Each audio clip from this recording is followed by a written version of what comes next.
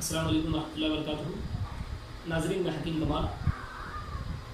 जैसा कि इससे पहले लेक्चर के अंदर हमने हिजामा के ताल्लुक़ से या फर्स्ट पार्ट के अंदर जो हिजामा का हमारा ये जो सीरीज़ है उसके फर्स्ट पार्ट के अंदर हमने हिजामा की जो बुनियादी बातें थी उसको आप लोगों के सामने रखा, और दूसरे पार्ट के अंदर हमने हिजामा से रिलेटेड जो लोगों के क्वेश्चनर थे या जो लोगों के जहनों में जो डाउट्स थे उसको क्लियर करने की कोशिश की। आज का ये जो लेक्चर है ये दरअसल हिजामा पर ही बेस्ड है, और ख़ास तौर पर हिजामा के ताल्लुक़ से हम ये जानने की कोशिश करेंगे कि किन दिनों के अंदर या दिनों के किन औकात के अंदर या किस वक्त में अगर हिजामा किया जाए तो ज़्यादा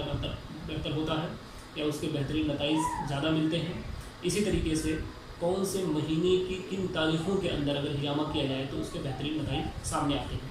तो इसको हम 3 पॉइंट ऑफ व्यू से या 3 तरीके से कवर करने की कोशिश करेंगे। एक तो यूनानी के पॉइंट ऑफ व्यू से, यानी कौन से दिन अतिब्बा ने बताए हैं जिसमें हिजामा के ज़्यादा फ़ायदे होते हैं। दूसरा, तिब्ब नबवी के एतबार से अगर देखा जाए तो कौन से दिन ज़्यादा मुनासिब और बेहतर है। तीसरा, अगर देखा जाए तो साइंटिफिकली जब इन दिनों को इवेलुएट किया गया या इनके अंदर जब स्टडी की गई कि इन दिनों के अंदर अगर हिजामा किया जाए तो उसके क्या नताइज सामने आए, उसको भी आप लोगों के सामने शेयर करने की कोशिश करेंगे।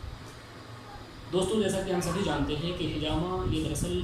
यूनानी के अंदर इस्तिफ़ाक़ का एक तरीक़ा है, यानी जिसके अंदर जब बॉडी के अंदर हमारी कैफियत के एतबार से या कमियत के एतबार से जब हमारे अखलाक के अंदर किसी तरीके की कोई बिगाड़ पैदा हो जाता है या जब बॉडी के अंदर इंतलाई कैफियत पैदा हो जाती है पूरे जिस्म के अंदर या उज़वी तौर पर किसी मकामी किसी ऑर्गन के ऊपर, तो फिर हमें हिजामा की ज़रूरत पड़ती है और हम हिजामा करते हैं। या आम ज़ुबान में जिसको हम कहते हैं कि जब बॉडी के अंदर टॉक्सिन्स बहुत ज़्यादा इकट्ठा होने लगते हैं तो उसको इवैक्यूएट करने के लिए, बॉडी से उसको एलिमिनेट करने के लिए हिजामा की ज़रूरत पड़ती है। तिब्बी यूनानी के पॉइंट ऑफ व्यू से अगर इन दिनों की बात करें कि कौन से दिनों में हिजामा करना ज़्यादा मुनासिब होता है या कौन से तारीख़ों में हिजामा करना ज़्यादा मुनासिब होता है, तो अगर आप तिब्बी यूनानी की क्लासिकल किताबों को पढ़ें तो आपको ये मालूम होगा कि जालिलूस, जो कि एक बहुत ही बड़ा फिजिशियन गुजरा है, उसका ये मानना था कि हिजामा महीने के शुरुआत में और महीने के आखिर में ना किया जाए तो ज़्यादा बेहतर है, बल्कि ज़्यादा मुनासिब होता है कि जब चाँद मुकम्मल हो जाए यानी 15 तारीख के बाद, और फिर जब वो कम होने लग जाए, उसका साइज़ कम होने लग जाए, यानी 15 तारीख के बाद जो 16, 17, 18, 19 इस तरह की जो तारीख़ें हैं उसके बाद अगर हिजामा किया जाए तो ज़्यादा बेहतरीन नताइज मिलते हैं। इसके पीछे यूनानी की क्या फ़लसफ़ा है या उसने इसके पीछे किस फ़लसफ़ा को रखा, क्या लॉजिक दिया, उसको अगर आप देखें तो उसका ये मानना था कि चूँकि हिजामा जो हम करते हैं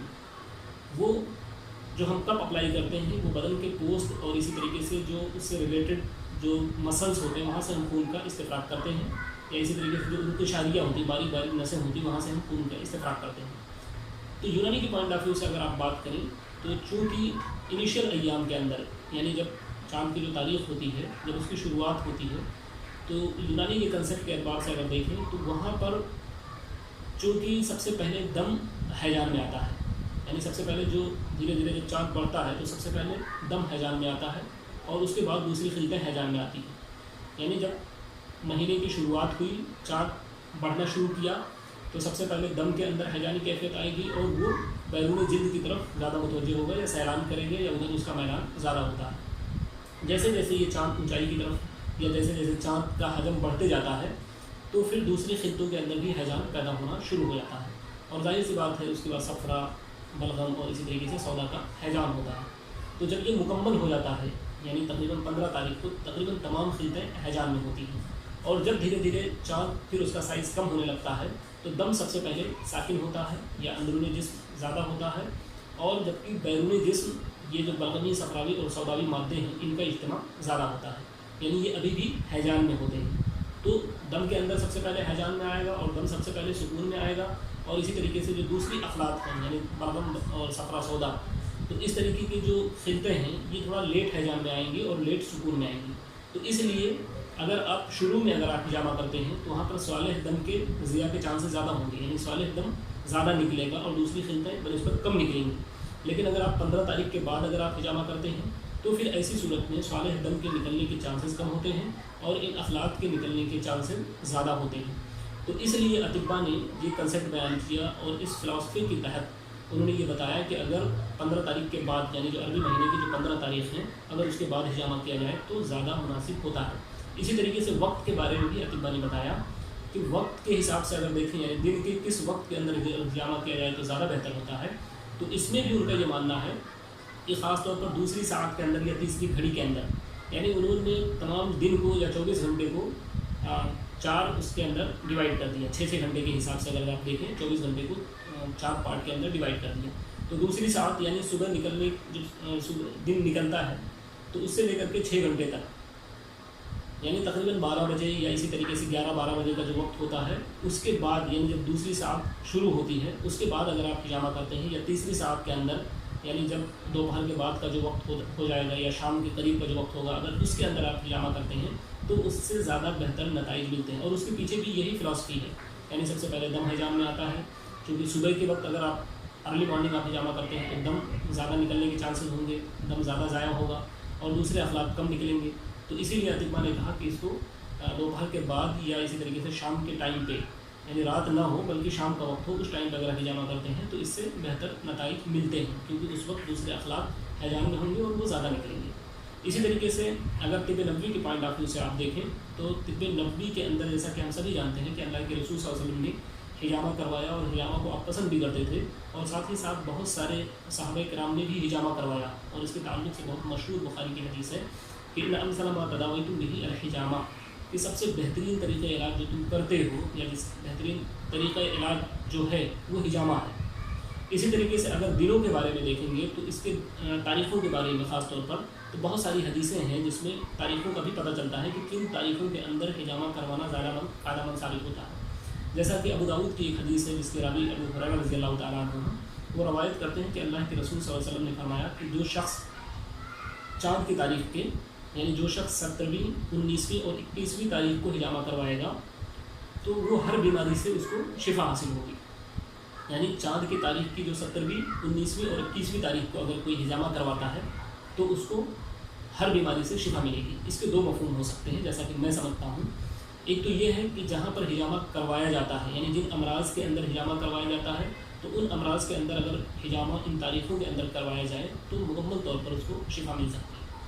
دوسرا یہ بھی مفہوم ہو سکتا ہے کہ یہ چیز عام ہے، یہ حدیث عام ہے، یعنی اگر کوئی ہجامہ ان امراض کے اندر کرواتا ہے کسی بھی مرض کے لیے تو امید ہے یا اللہ تبارک تعالیٰ کی ذات سے یہ امید ہے کہ اس کو مکمل طور پر شفا حاصل ہو جائے گی۔ تو دونوں پوائنٹ آف ویو سے اگر آپ دیکھیں تو ہجامہ آپ ان دنوں کے اندر کروا سکتے ہیں۔ ساتھ ہی ساتھ اگر سائنٹیفکلی آپ دیکھیں، ایک تو یونانی پوائنٹ آف ویو سے، دوسرا طب نبوی کے پوائنٹ آف ویو سے بھی یہ ثابت ہوتا ہے کہ جب تاریخ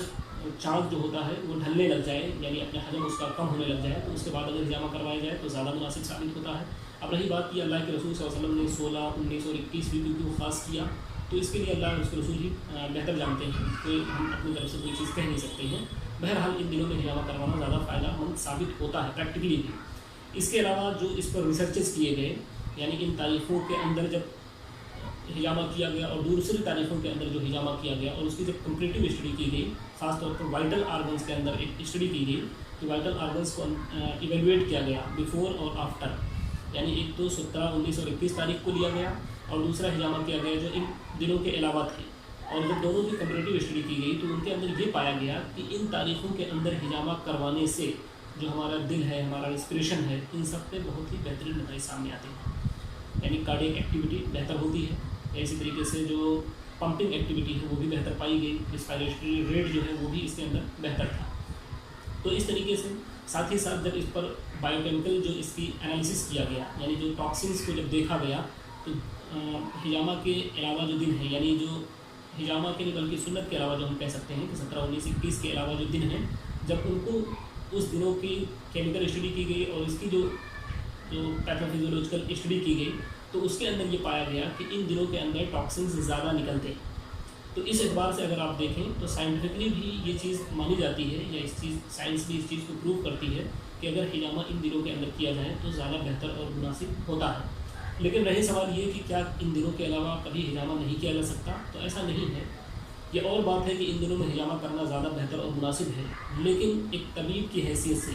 جب بھی ہجامہ کی ضرورت پڑتی ہے یا جب بھی آپ کے پاس مریض آتا ہے اور لگتا ہے اگر آپ کو کہ آپ کو اسی وقت ہجامہ کرنا چاہیے، اگر ہم یہاں پہ لیٹ کرتے ہیں تو اس کے نتائج